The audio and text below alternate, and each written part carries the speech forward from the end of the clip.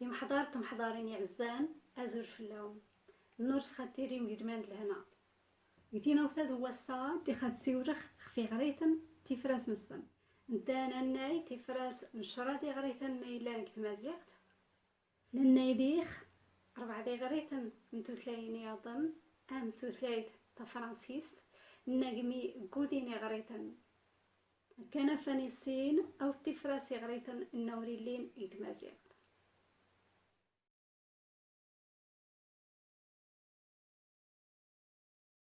Chères étudiantes, chers étudiants, chers auditeurs, bonjour et bienvenue sur cette vidéo. On se retrouve aujourd'hui pour entamer la 4e partie du cours de phonétique. Dans cette séance, nous allons faire la description articulatoire des 3 voyelles de la mazir. Nous allons également, dans une perspective comparative, nous pencher sur d'autres langues, notamment la langue française, qui dispose d'une dizaine de voyelles, là où la mazir en contient 3. Ce qui va nous permettre d'avoir une idée générale des différents traits articulatoires utilisés pour la description des voyelles des langues naturelles. On distingue généralement 2 catégories de sons des langues naturelles, les voyelles et les consonnes. Du point de vue articulatoire, les voyelles sont de simples vibrations des cordes vocales quand l'air s'échappe sans être freiné ni arrêté. Pour la production des voyelles, 2 conditions doivent être remplies. La première condition, c'est l'ouverture du canal buccal pour permettre le passage libre de l'air à travers le conduit vocal. Et la deuxième condition, c'est la vibration des cordes vocales. Pour la description des voyelles du point de vue articulatoire, on s'appuie sur un certain nombre de traits, notamment les traits orales ou nasales qui vont nous permettre de distinguer les voyelles nasales des voyelles orales. Ces distinctions se rapportent à l'écoulement de l'air à travers la cavité nasale ou uniquement à travers la cavité buccale. La deuxième catégorie de traits, c'est arrondi, non arrondi ou labial, non labial. C'est par rapport à l'intervention des lèvres dans la production des voyelles. La troisième catégorie de traits, c'est ouverte ou fermée. C'est par rapport au degré d'ouverture ou d'aperture de la cavité buccale. Et enfin, la 4e catégorie de traits, qui est antérieure ou postérieure, c'est par rapport au point d'articulation ou à l'endroit où la voyelle est produite. Est-ce qu'elle est produite vers l'avant de la bouche ou vers l'arrière? Nous allons voir tout ça en détail. Commençons par la première catégorie des traits qui va nous permettre de faire la différence entre les voyelles orales et les voyelles nasales. La production des voyelles se caractérise par le passage de l'air à travers la cavité buccale, à travers la bouche. Mais il arrive que l'air passe également à travers la cavité nasale, c'est-à-dire à travers le nez. Lorsque l'air passe uniquement à travers la cavité buccale, les voyelles produites sont dites orales, des voyelles orales. Mais lorsque l'air passe également à travers la cavité nasale ou le nez, les voyelles produites sont appelées des voyelles nasales. Comment ça se passe? Ici, c'est le vol du palais qui va jouer un rôle principal dans le type d'articulation, nasale ou orale. Lorsque le vol du palais est abaissé, l'air passe à la fois par la bouche et par le nez. Dans ce cas, nous avons une articulation nasale et les voyelles produites sont des voyelles nasal. Mais lorsque le voile du palais est relevé, il ferme le passage nasal et l'air va passer uniquement par la bouche. Dans ce cas, les voyelles produites sont des voyelles orales, non nasales.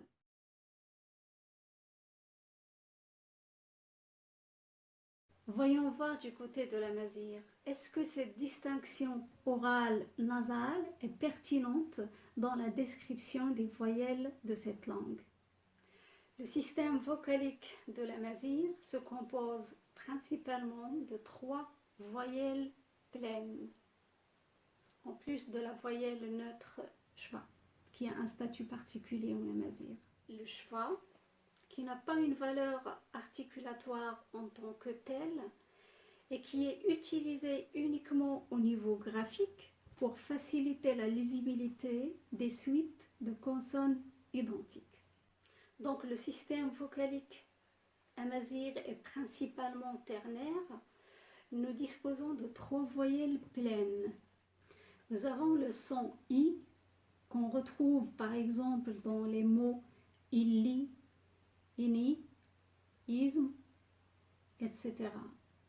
Le son OU qu'on retrouve dans le mot oul, orthu, afous, afoud, etc. Et enfin, nous avons le son A qu'on retrouve dans akal ou achel, awal, agmer, as, etc. Dans le cas de l'amazigh, la distinction orale-nasale n'est pas pertinente, car toutes les voyelles de l'amazigh sont orales. Nous n'avons aucune voyelle nasale en amazigh. Et pour avoir une idée des voyelles nasales, on doit nous pencher sur d'autres langues. Si nous prenons l'arabe, il n'y a pas une très grande différence entre le système vocalique de l'amazigh et le système vocalique de l'arabe. Nous allons donc trouver les mêmes voyelles qu'en amazigh, mais avec une petite différence, c'est par rapport au phénomène de al-mad. En arabe, nous allons trouver des voyelles brèves, A, O, I, et leur correspondante langue. Donc, pour ce qui est de la distinction voyelle orale, voyelle nasale, on peut dire qu'elle n'est pas pertinente pour l'arabe non plus, car toutes les voyelles de l'arabe, elles sont orales. C'est en français qu'on peut trouver les voyelles nasales. 4 types de voyelles nasales. Dans le cas de la langue française, la distinction voyelle orale, voyelle nasale est très pertinente, car cette langue comprend à la fois des voyelles nasales et des voyelles orales. On relève 4 voyelles nasales en français. Donc ces 4 voyelles nasales du français sont produites avec le voile du palais abaissé, ce qui laisse l'air passer à travers la cavité nasale ou le nez. Donc pour la langue française, on distingue 4 voyelles nasales et 12 voyelles orales. Ces 12 voyelles sont dites orales car elles sont produites avec le voile du palais relevé, ce qui laisse passer l'air uniquement à travers la bouche. Et là, nous allons passer à la deuxième distinction, voyelle arrondie, voyelle non arrondie. C'est-à-dire voyelle labiale, voyelle non labiale. Ces distinctions voyelle arrondie, voyelle non arrondie, c'est en rapport avec l'intervention ou pas des lèvres dans la production des voyelles. Dans le cas des voyelles arrondies, les lèvres elles sont arrondies et projetées vers l'avant. Quant aux voyelles non arrondies, les lèvres elles sont écartées ou dans une position neutre. Est-ce que la distinction voyelle arrondie, voyelle non arrondie est pertinente dans le cas de la mazir? La distinction arrondie, non arrondie est pertinente dans le cas de la mazir. On a une voyelle arrondie et deux voyelles non arrondies. Donc on retrouve le même cas pour la langue arabe. Le son OU et sa correspondante langue sont arrondis, alors que le I et le A et leur correspondante langue sont non arrondis. Voyons voir du côté de la langue française. Cette distinction voyelle arrondie, voyelle non arrondie est pertinente également pour la langue française. On relève 12 voyelles arrondies et 4 voyelles non arrondies. Passons maintenant à la troisième distinction, voyelle ouverte, voyelle fermée.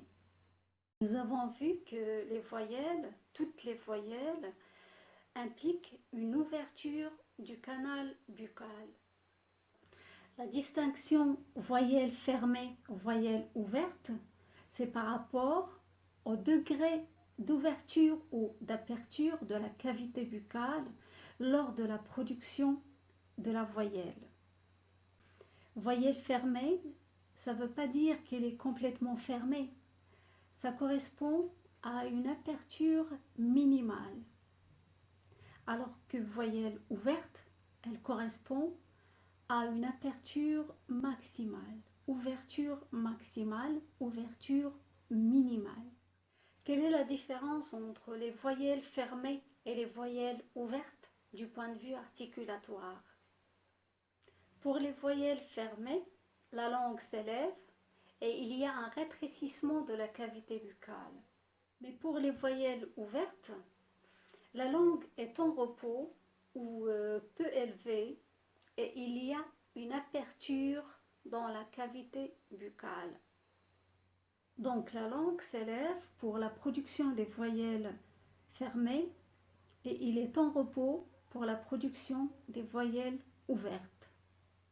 Au niveau de la cavité buccale, il y a un rétrécissement lors de la production des voyelles fermées et il y a une ouverture ou une aperture lors de la production des voyelles ouvertes. Nous allons voir des exemples. La distinction voyelle ouverte, voyelle fermée est pertinente pour la langue amazigh. On retrouve une voyelle ouverte, donc c'est le A, et deux voyelles fermées, c'est le I et le OU. Nous avons la voyelle A qui est ouverte, elle se prononce avec une aperture dans la cavité buccale. Par contre, les sons I et OU, ils sont fermés, car ils se prononcent avec un rétrécissement de la cavité buccale. C'est-à-dire, bien sûr, on peut dire la même chose pour l'arabe, pour les voyelles de l'arabe. Dans le cas de la langue française, la distinction voyelle ouverte, voyelle fermée est très pertinente.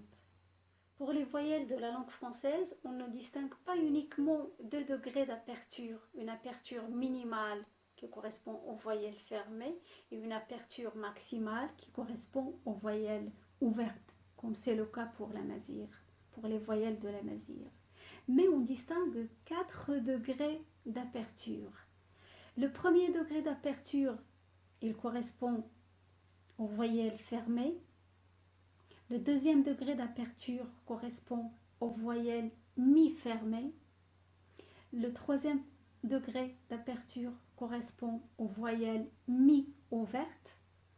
Et le quatrième degré d'aperture correspond aux voyelles ouvertes. Donc pour la langue française, voilà les voyelles qui correspondent à chaque niveau ou à chaque degré d'ouverture. Concernant la distinction voyelle antérieure, voyelle postérieure, c'est par rapport au point d'articulation, c'est-à-dire à l'endroit où la voyelle est prononcée. Est-ce qu'elle est prononcée vers l'avant de la bouche ou vers l'arrière? Du point de vue articulatoire, les voyelles peuvent être soit antérieures, soit postérieures. Pour les voyelles antérieures, le bout de la langue se déplace vers l'avant. Et pour les voyelles postérieures, le dos de la langue se masse vers l'arrière. Nous allons voir si la distinction voyelle antérieure, voyelle postérieure est pertinente dans le cas de la langue amazigh. Pour l'amazigh, nous avons le son OU qui est postérieur et le I et le A qui sont antérieurs. Le OU se prononce avec la langue qui se masse dans l'arrière de la bouche. Nous pouvons dire la même chose pour la langue arabe, pour les voyelles de la langue arabe. Pour les voyelles de la langue française, la distinction voyelle antérieure, voyelle postérieure est pertinente. Donc pour récapituler, voilà les traits articulatoires qui caractérisent les voyelles de l'amazigh. Le son I, il est oral, non arrondi, fermé, antérieur. Le son OU, il est oral, arrondi, fermé, postérieur.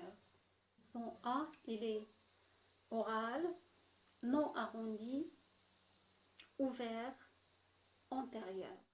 J'espère que tout a été clair pour vous. Et pour la 5e partie du cours, on se retrouve dans une autre vidéo. Prenez soin de vous. À bientôt.